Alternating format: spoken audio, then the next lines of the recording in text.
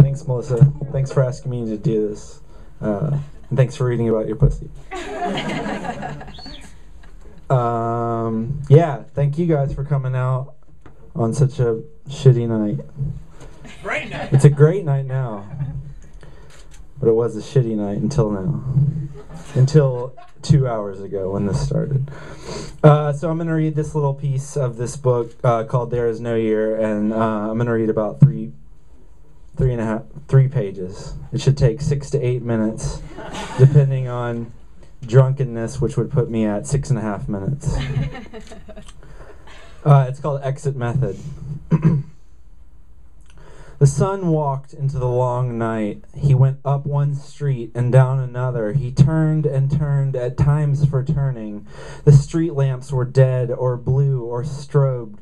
The trees along the roadside hung down right against the gravel, fat with slug and chrysalis, thick with ash. The sun walked. The sun crawled a little. The sun's legs began to ache. The sun tried to hail a long white taxi that barreled past him, but the taxi did not slow or stop. Through the taxi windows, the sun saw no one. The sun felt hungry. His hair was itching. The sun licked his wrists. The sun looked into the light.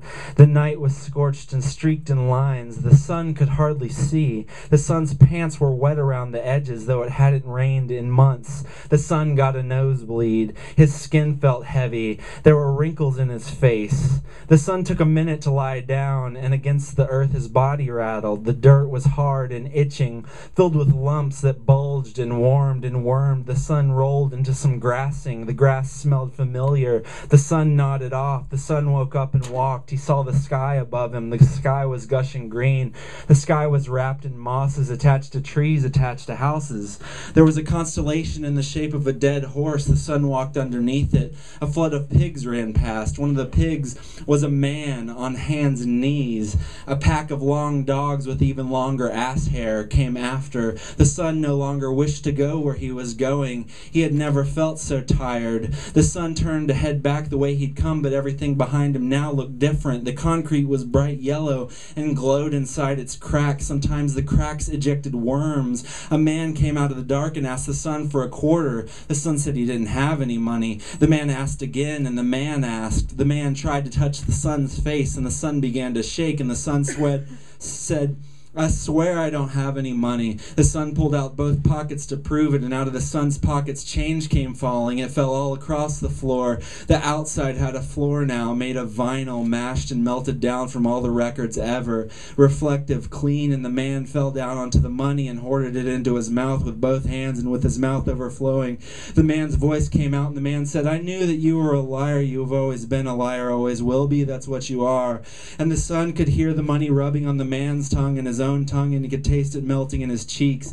The metal money filled his mouth so much he could not find a way to speak, and the man was rolling on the ground beside him in the money, and the man was coughing out one long endless sound, and the man looked exactly like the man the son had seen inside his mother's locket, and he looked exactly like the man who'd only been ahead, the man who touched the sickness in him. The man was chewing on the money so hard. He was chewing his own face, and the man's face was bleeding, and the face unfolded, and the man's eyes split apart, and the man had 5 eyes, 8, 10, 30, gleaming, 30,000, 1,000,000, and then the man had no eyes at all, and the sun felt frightened, and the sun turned to run, and as he ran, his hair grew out behind him, long and rippled, fat with wind, and the sun's hair began to try to tie itself to things such as the man's hair, and the vinyl, and the sky now burping overhead, and the hair was pulling the sun back down in anger, and the sun felt a cell phone ringing, and the sun took his phone out and answered, and inside the phone someone was screaming.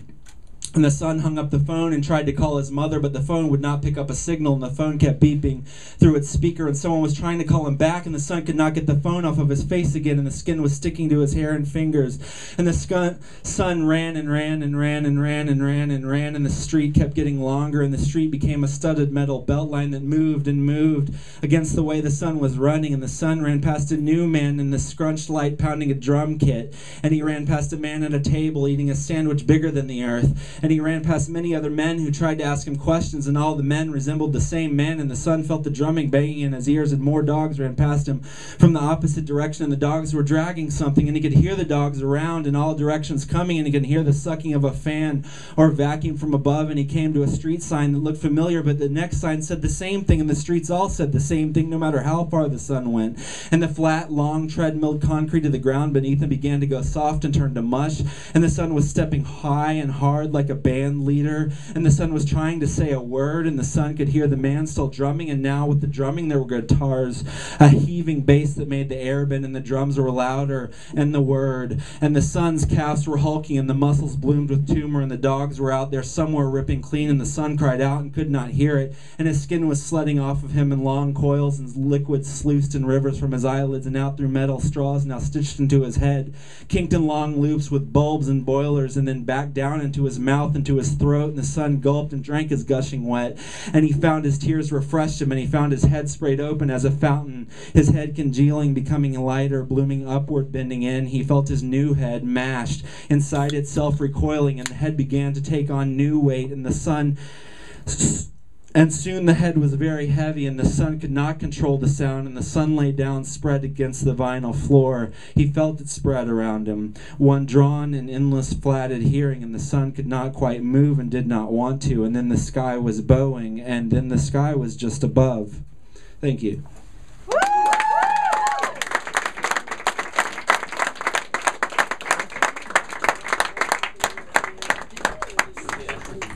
So we're going to do the raffles now. If you'll all please be patient.